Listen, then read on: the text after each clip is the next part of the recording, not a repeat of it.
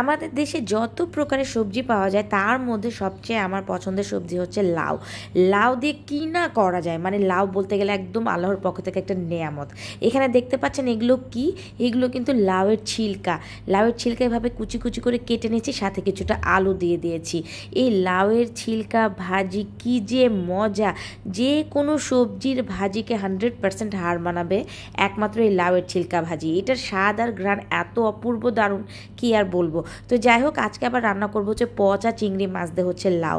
এই পচা চিংড়ি মাছ কেন বললাম জানেন? এই যে মাছগুলো দেখছেন, কয়দিন আগে আমি মাছগুলো কিনেছিলাম, একজন আমাকে কমেন্ট করেছে মাছগুলো নাকি পচা, তো তার জন্যই বললাম যে পচা চিংড়ি মাছ। আসলে দেখেন তো এই মাছগুলো পচা কিনা। তো যাই হোক, মাছগুলো ছিল কিন্তু হরিণা চিংড়ি মাছ, এটা একদম নদীর মাছ হয়ে থাকে।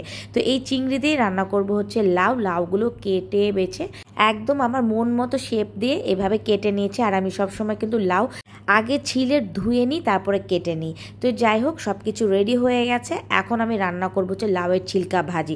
লাউয়ের ছিলকা ভাজি এখনও যারা খাননি তারা অবশ্যই রেসিপিটি দেখতে পেলে ট্রাই করবেন।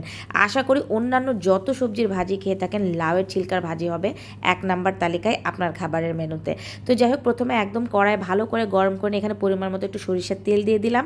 তারপরে কিছুটা পেঁয়াজ কুচি, কাঁচামরিচ ফালা দিয়ে দিয়েছি, আর হলুদের গুঁড়া দিয়ে দিয়েছি, লবণ দিয়ে দিয়েছি। ব্যাস, যেইভাবে আমরা অন্যান্য ভাজি রান্না করে থাকি ঠিক সেইভাবেই ভাজি রান্না করব।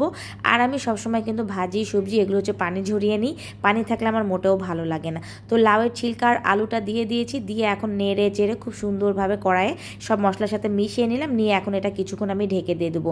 বলতে গেলে 4 থেকে 5 মিনিটের মতো একটু জালটা ধীরে করে দিয়ে আমি কিছুক্ষণ আগে এটা ঢেকে রান্না করব। আর এই 4 থেকে 5 মিনিটের মধ্যেই কিন্তু লাউয়ের ছিলকাটা প্রায় দেখলাম যে হচ্ছে একদম 70 to 80% সিদ্ধ হয়ে গেছে। আর কিছুক্ষণ রান্না করলেই কিন্তু এই ভাজিটা হয়ে যাবে। তো আমি আবার হচ্ছে একটু নেড়ে চেড়ে দিয়ে এটা আর একটু কিছুক্ষণ ঢাকনা দিয়ে ঢেকে এভাবে ভাজতে ভাজতে রান্না করে নামিয়ে ফেলবো। একদম যখন লাল লাল হয়ে যাবে ঠিক তখন হয়ে যাবে। তো এটা আমি ওই চুলায় পার করে দিলাম, আর এখন এই চুলায় হাঁড়ি বসিয়ে দিলাম। আমি হচ্ছে লাউ রান্না করব। আমার হাতের লাউ যারা খেয়েছে তারা এমন কেউ নাই যে প্রশংসা করেনি। আমি নাকি সবজির মধ্যে লাউটা নাকি সেরা রান্না করতে পারি, এমনও কমেন্ট করেছে। তো যাই হোক, এখন আমি লাউ রান্না করছি, একদম হাঁড়ি ভালো করে গরম করে নিয়ে এখানেও সরিষার তেল দিয়ে দিয়েছি। তারপরে কিছুটা পেঁয়াজ কুচি দিয়ে একদম ভালো করে লাল লাল করে ভেজে নিয়েছি। এখন এর মধ্যে দিয়ে দেবো হচ্ছে লবণ, আর তারপরে দেবো হচ্ছে মশলা। একটু আদা বাটা দিব, একটু রসুন বাটা দিব, পরিমাণে একেবারেই সামান্য হবে। আর এই লাউটা কিন্তু একেবারে বেশি বড়ও ছিল না, আবার একেবারে ছোটও ছিল না, খুব সুন্দর একটা সাইজের ছিল। তারপরে কতগুলো হচ্ছে কাঁচামরিচ দিয়ে দিয়েছি। কাঁচামরিচের ঝালেই মূলত আমি লাউটা রান্না করব। সামান্য একটু মরিচের গুঁড়া দেবো, জাস্ট সেটা একটু কালারের জন্য। তো যাই হোক, মশলাটা মোটামুটি ভাজা হয়ে গেছে। এখন এর মধ্যে দিয়ে দিলাম হচ্ছে একটু গরম পানি, তারপর দিয়ে দিলাম হচ্ছে একটু ধনিয়া গুঁড়া, সামান্য একটু জিরার গুঁড়া, তারপরে একটু হলুদের গুঁড়া দিয়ে দেবো, আর মরিচের গুঁড়া দিয়ে দেবো।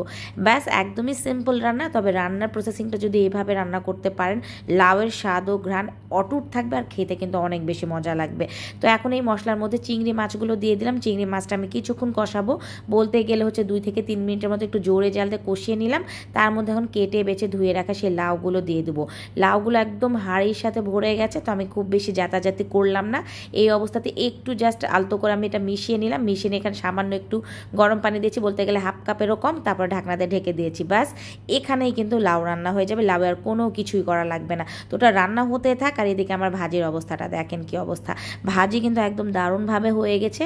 আর এই ঢাকনা দিয়ে ঢাকা থাকতে থাকতে কিন্তু ভাজিটা একদম লাল লাল টাইপের কালার হয়ে যাচ্ছে। আমি ঢেকে ঢেকে এই ভাজিটা রান্না করেছি, কারণ লাউয়ের ছিলকা ভাজিটা কিন্তু এইভাবে রান্না করলে অনেক বেশি মজা লাগে। যেমন লাউয়ের ছিলকাটা সফট হবে, তেমন কিন্তু উপরে একটু ক্রিস্পি ক্রিস্পিও হবে। তো লাউয়ের খোসা ভাজি একদম কমপ্লিট। এখন চলে আসি হচ্ছে একদম লাউয়ের কাছে। এই যে দেখছেন লাউ, জোরে একটা জাল দিয়ে দিয়েছি, 4 থেকে 5 মিনিটের মধ্যেই কিন্তু একদম লাউ হয়ে গেল অর্ধেক। লাউয়ের পানি ছেড়ে দিয়েছে একদম। এখন এই পানিতেই কিন্তু রান্না হয়ে যাবে, মানে এই ঝোলটা একটু কমতে কমতে কিন্তু লাউ হয়ে যাবে। এর মধ্যে আর কোনো কিছু করা লাগবে না। জাস্ট এই 5 থেকে 6 মিনিটের মধ্যেই কিন্তু লাউ একদম গলে গেছে। আর কিছুক্ষণ রান্না করলে একদম প্রপারভাবে পারফেক্টভাবে রান্না হয়ে যাবে। লাউ যদি ভালো হয় মনের মতো, তাহলে কিন্তু লাউ সিদ্ধ হতে মোটেও সময় লাগে না। এই যে দেখেন, একদম মোমের মতো লাউটা খুব সুন্দরভাবে সিদ্ধ হয়ে গেছে। আর চিংড়ি দিয়ে একদম মাখা মাখা একটা তরকারি হয়ে গেছে। এরকম লাউ চিংড়ির তরকারি থাকলে আর কিছু কি লাগে? শুধু কি লাউ চিংড়ির তরকারি, লাউয়ের খোসার ভাজিটার কথা কি আর বলবো। এমন খোসার ভাজি দিয়ে 1 প্লেট ভাত অনায়াসেই খাওয়া যায়, কারণ লাউয়ের খোসার ঘ্রাণটা আমার কাছে অতুলনীয় মনে হয়। এই খোসার ভাজিটা যারা এখন পর্যন্ত খাননি তারা কিন্তু কল্পনায় করতে পারবেন না যে এটার কেমন একটা স্বাদ।